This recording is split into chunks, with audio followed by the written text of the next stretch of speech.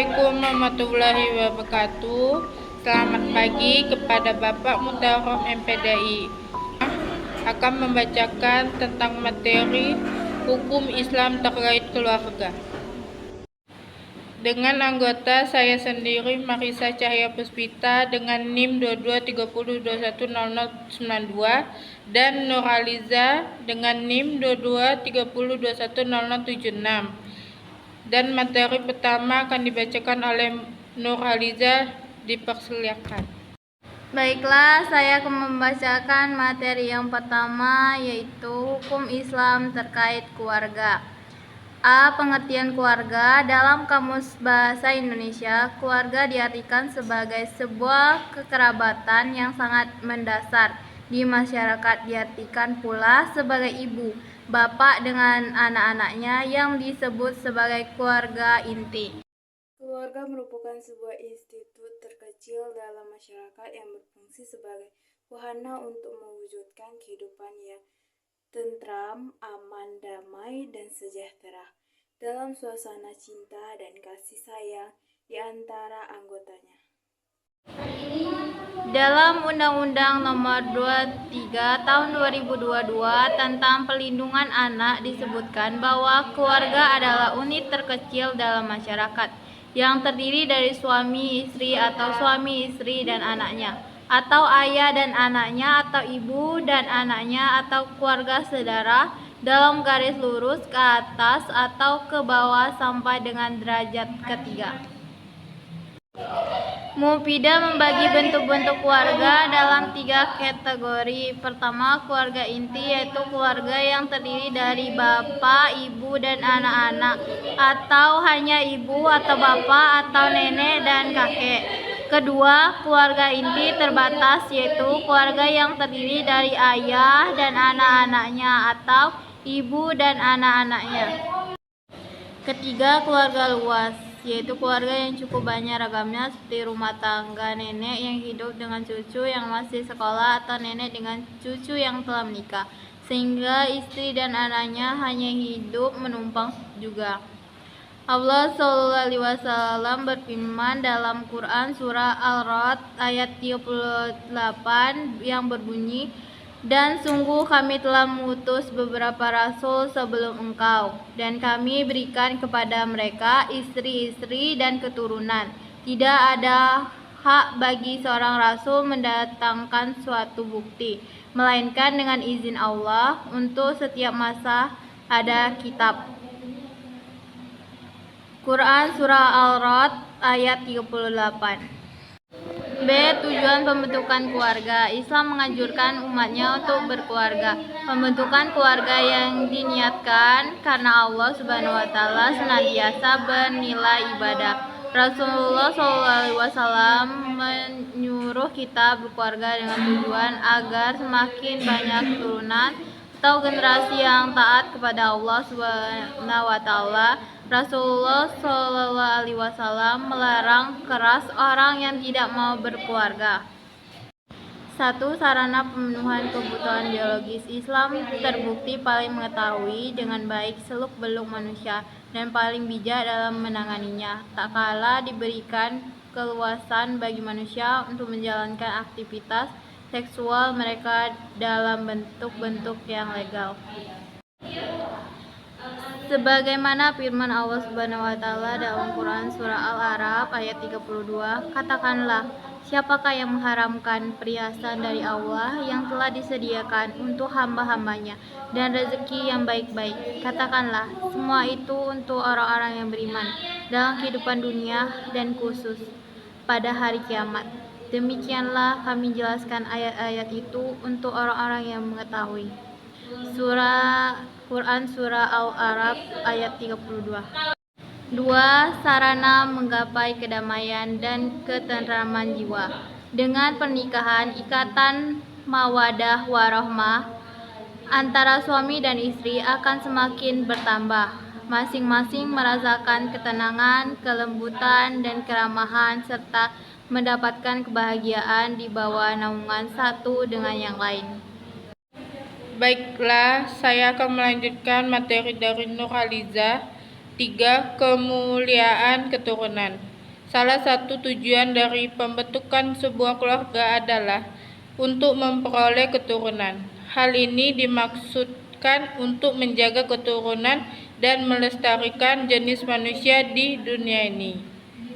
4. Sarana kesinambungan peradaban manusia.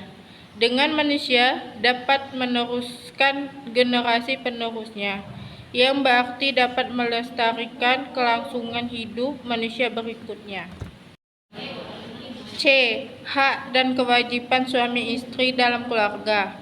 Pernikahan dalam Islam pada dasarnya mempunyai tujuan untuk membentuk keluarga harmonis atau sakinah yang dilandasi dengan perasaan, kasih dan sayang atau mawaddah warahmah. Salah satu cara supaya keharmonisan tersebut terbangun dan tetap terjaga adalah adanya hak dan kewajiban di antara masing-masing anggota keluarga. 1. Hak suami yang menjadi kewajiban istri.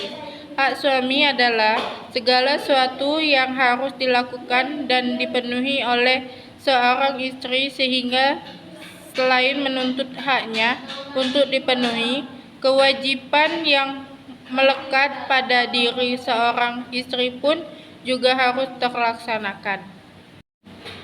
A. Patuh dan memperlakukan suami dengan baik.